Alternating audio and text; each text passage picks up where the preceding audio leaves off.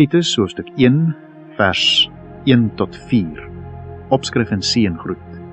Paulus, 'n diensknegt van God en 'n apostel van Jesus Christus volgens die geloof van die uitverkorenes van God en die kennis van die waarheid wat na die godsaligheid is, in die hoop van die ewige lewe wat God, wat nie kan lieg nie, van ewigheid af beloof het, en op die regte tyd sy woord bekend gemaak het deur die prediking wat aan my toevertrou is, ooreenkomstig die gebod van God, ons verlosser, aan Titus, my ware kind volgens die gemeenskaplike geloof, genade, barmhartigheid, vrede van God die Vader en die Here Jesus Christus, ons verlosser. Titus 1 vers 5 tot 16. Titus word belas met die bestuur van die gemeente van Kreta en met die bestryding van die valse leraars. Om hierdie rede het ek jou in Kreta agtergelaat, dat jy nog verder sou regmaak wat oorgebly het, en van stad tot stad ouderlinge sou aanstel, soos ek jou beveel het.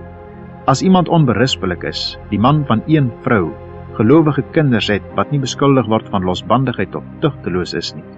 Want 'n opsiener moet as 'n rentmeester van God onberispelik wees, nie eiesinnig, nie oplopend, geen drinker, geen vegter, geen vuil gewinssoeker nie, maar gasvry, een wat die goeie liefhet, ingetoe, regverdig, heilig, een wat homself beheers, een wat vashou aan die betroubare woord wat volgens die leer is, sodat hy in staat kan wees om met die gesonde leer te vermaan, sowel as om die teesprekers te weerlê.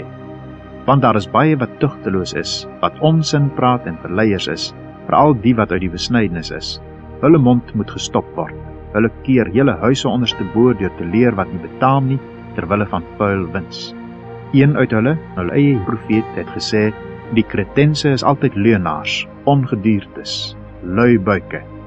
Hierdie getuienis is waar.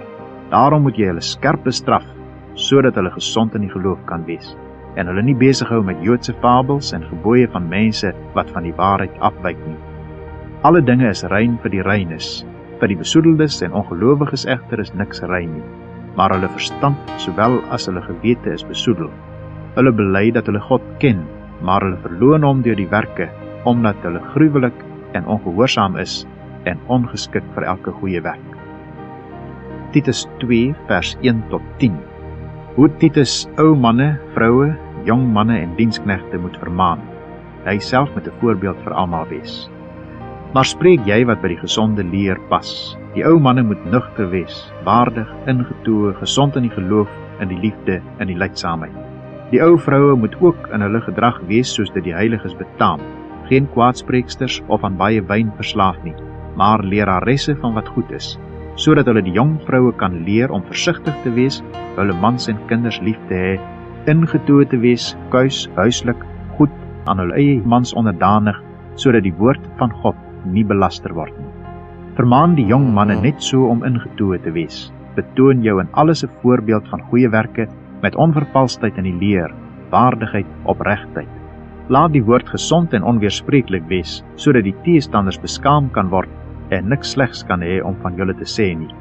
Die diensknegte moet onderdanig wees aan hulle eie here, hulle in alles behaag en nie teepraat nie. Hulle moet niks ontvreemd nie, maar alle goeie trou betoon, sodat hulle die leer van God, ons verlosser, in alles kan versier.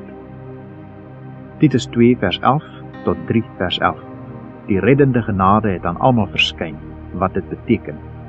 Want die reddende genade van God het aan alle mense verskyn en leer ons om die goddeloosheid en wêreldse begeerlikhede te verloon, ingetoe en regverdig en vroom in die teenwoordige wêreld te lewe, terwyl ons die salige hoop en die verskyning van die heerlikheid verwag van die groote God en ons verlosser Jesus Christus, wat homself vir ons gegee het om ons te verlos van alle ongeregtigheid en vir homself 'n volk as sy eiendom te reinig, ywerig in goeie werke.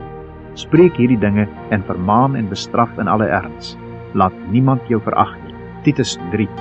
Herinner hulle daaraan om onderdanig te wees aan owerhede en magte, om gehoorsaam te wees, bereid tot elke goeie werk, om niemand te belaster nie, nie strydlustig te wees nie, vriendelik te wees en aan alle mense alle sagmoedigheid te bewys. Want ons was ook vroeër onverstandig, ongehoorsaam, op 'n dwaalweg, verslaaf aan allerlei begeerlikhede en singenot. Ons het in boosheid en afguns gelewe, ons was haatlik en het mekaar gehaat. Maar toe die goedertierenheid van God, ons verlosser, en sy liefde tot die mens verskyn het, nie op grond van die werke van geregtigheid wat ons gedoen het nie, maar na sy barmhartigheid het hy ons gered deur die bad van die wedergeboorte en die vernuwing deur die Heilige Gees, wat hy ryklik uitgestort het op ons deur Jesus Christus ons Verlosser, sodat ons geregverdig deur sy genade erfgename kan word ooreenkomstig die hoop van die ewige lewe. Dit is 'n betroubare woord, en ek wil hê dat jy hierdie dinge beslis bevestig, sodat die wat in God glo sorg kan dra om goeie werke voor te staan. Dit is wat goed en nuttig is vir die mense. Maar vir my dwaase strydvrae en geslagsregisters en twis en stryery oor die wet, want dit is nutteloos en doelloos. Aan 'n man wat partyskap verwek moet jy jou onttrek na die eerste en tweede vermaning, wetende dat so iemand op 'n verkeerde pad is en sonde doen en selfveroordeeld staan. Titus 3 vers 12 tot 15. Besondere aanbevelinge, groete en heilwense.